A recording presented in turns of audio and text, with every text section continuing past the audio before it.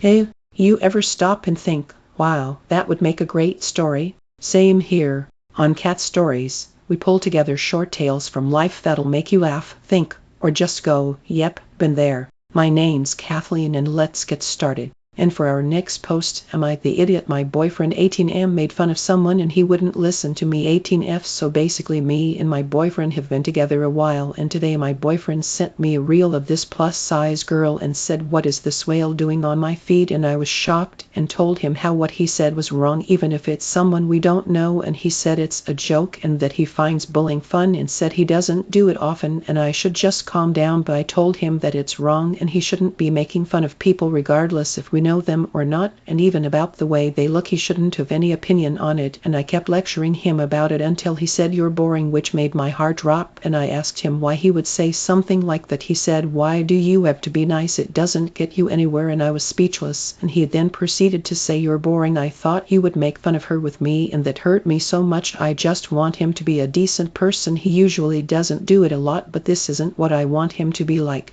Do I need to keep advising him? And he kept telling me that I ruined the fun for him, and he just kept leaving the conversation as I was telling him it's not okay. I don't know what I should do, 'cause I don't want the person I'm gonna marry be doing something like this to other people, and I want to make him understand how wrong this is. Am I the idiot for taking it so seriously? And for our next post, am I the idiot for putting my family first?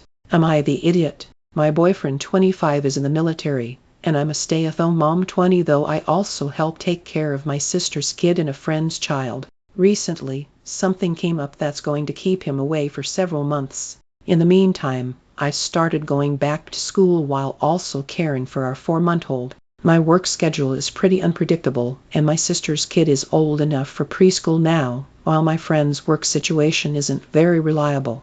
On top of that, we have dogs, and it's starting to feel like too much for me to handle alone. The pay and the work schedule aren't enough for me to justify staying and dealing with everything by myself. So, we made the decision for me to go stay with his family. Even though my family lives nearby, things with them aren't ideal. They kicked me out years ago, and they're not the healthiest environment emotionally. Plus, their house is already crowded. His family has more flexibility, and they'll be able to help watch the kids during the day while I go to school. I agreed to give them a month to figure out the childcare plan, but still am called selfish for the situation itself. Backstory: my family doesn't want me to go because they think my boyfriend is going to treat me badly, but we've been together for 2 years and he's never done anything to me or to them. They've only met him a few times. He was supposed to go to school, but military has things going on, but for that they think he should drive up on weekends while we stay here, but that would mean keeping his kid away from him. My sister lives at home, so it wouldn't be hard for her to find someone to watch her kid, and my friend, who's pregnant and also in the military, doesn't really offer me much work either. And for our next post, am I the idiot? Private vehicle sale. I bought a 2014 Mazda 6 diesel in June 2024 for $6,000 from a local garage. It had a full service history and ran perfectly the entire time I owned it. In November, I got a company car, so I put the Mazda up for sale. After some time wasters, I eventually agreed to sell it in mid-January for $4,000. A few days before the buyer collected it, I took it for a spin since it had been sitting for 8 weeks. The brakes were sticking slightly, so I drove it around to loosen them. When the buyer arrived, I told him that if they were still sticking after his 100-mile journey home, I'd cover the cost of fixing them. He left happy, and there had been no warning lights or issues while I owned it. 50 miles into his journey, he messaged saying the DPF light had come on and the car had gone into limp mode. I had no idea it even had a DPF, but I suggested he see a specialist. He later said a fix would cost $320, which I was fine with. But then, he called angry, claiming the turbo had blown, the engine was calcified, and the car was dead. He demanded a full refund and told me to collect the car. His wife then incorrectly cited the Consumer Rights Act 2015, claiming I was legally required to refund him. At this point, he'd broken my goodwill. Then today, I got a mechanic's report saying I must have known about the issues even though there were no signs before the sale. I told him to take me to small claims court. Am I the idiot for refusing to refund after he threatened me and assumed I was lying? Also, is it normal for a DPF to clog suddenly after sitting for weeks? And for our next post, am I the idiot for ghosting my teen pregnant friend after she ruined my graduation party? I 19F graduated in 2024 and had my graduation party in the middle of July. I had lots of family and friends coming and I was really excited to finally have my special day about me. I spent days decorating and making sure everything was perfect before my big day. At first, everything was going very smoothly until my one friend showed up, 19F, who I'll call Mary, fake name. Mary was my friend from a different school that I've known for about 2 years. I know she is a much harder life than I, but I was always there to be a shoulder to lean on. However, this was my day that I worked hard for and I didn't want to be a shoulder to cry on this one time. Since this will be too long if I try to tell everything, here is a condensed list of things she did at my grad party. 30 minutes after arriving, she told me she wasn't feeling well. I offered her one of the bedrooms inside to rest in and some medicine to help her feel better. Instead of taking this, she declined the medicine, and once I went back outside, she proceeded to lay on the ground inside the main room of a house that many guests were in. Once she started feeling better, she told me that she had a shame package delivered that day that she was too excited to open, so she had her mom drop the package off at my party and forced me to go away from the party and watch her package haul for over 20 minutes. I had an after party with just my friends outside my house after the main family party. When we all got there, she snapped a photo of my boyfriend and brothers and posted it on her Instagram story without anyone's consent, purposefully only getting the men in the video when there were many other women. Once her boyfriend saw the post, he started spamming her phone to start a fight with her and insulting my BF and brothers. She got on a call with him and screamed at him on the phone for a little bit in the middle of everyone hanging out. Then, she went inside and my parents came out 10 minutes later asking me to control my friend, and when I walked inside, I could hear her screaming from upstairs. I ran up there and found her laying in my bed under the covers. We were not close like that, screaming at her boyfriend still. She kept me up there for a whole hour because she decided it was the perfect time to tell me that her BF was cheating on her and have me comfort her.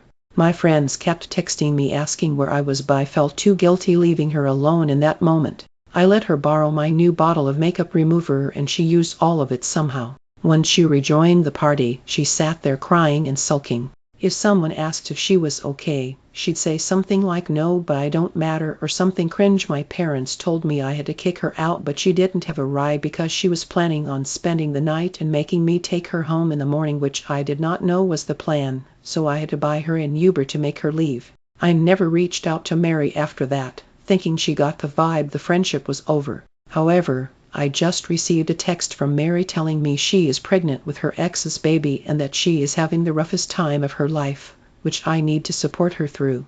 To be honest, I could not care less about Mary and her unborn baby, nor do I want anything to do with her craziness. Obviously during my graduation party she was going through it, but I just don't want to be in this friendship anymore after my graduation party was my final straw. Does that make me TA? https://www.reddit.com or am I the idiot? HSVNX34L. And for our next post, would I be the idiot for not attending my mom's wedding? My 28F mom 58F has been dating her fiancé 58M for about 4 years now. At first, I did think he was fine, not anyone.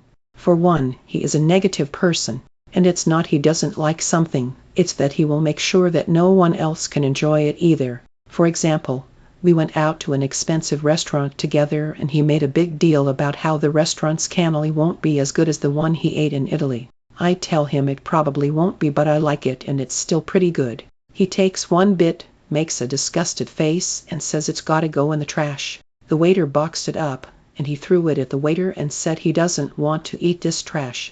I was super embarrassed to be in public with someone treating the wait staff poorly just because he didn't like the food. He ruined the vibe of the night. He could have just left it on the table and walked off, but he made a scene. There are a few other examples of similar experiences at restaurants with him, but this was probably the worst one. In short, you can't take him out without worrying he'll cause a scene if he dislikes the food. Another gripe I have with him is his online posts. He will make divisive posts like anyone who likes XYZ is a F-seeking idiot and not a real American. I generally just roll my eyes and move on.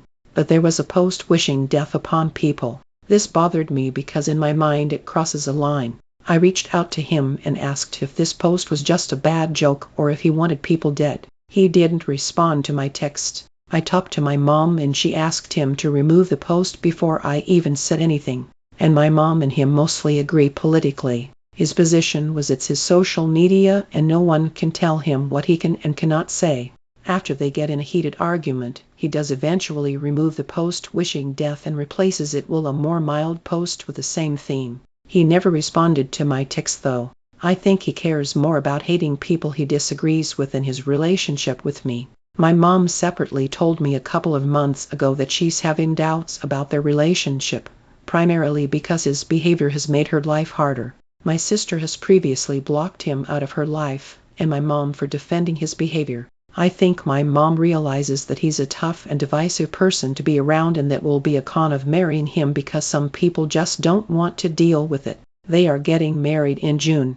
I'm thinking to block him and tell my mom I'm not going. And if she asks, I will say I'm not going to because I think he's an a-hole and I don't want him in my life. My brother thinks I would be making her wedding about me. He says I should deal with it to support my mom regardless of how I feel about him. I would also like to get married in a couple of years, so I just worry that my mom might not go to my wedding herself. Plus, I worry about my brother not approving of my decision to cut my mom's fiancé off. And that's a wrap for today's stories. If you had a favorite or something similar happened to you, drop it in the comments. I'd love to hear it. Don't forget to like, subscribe, and hit the bell so you don't miss what's coming next. See you soon. Cat signing off.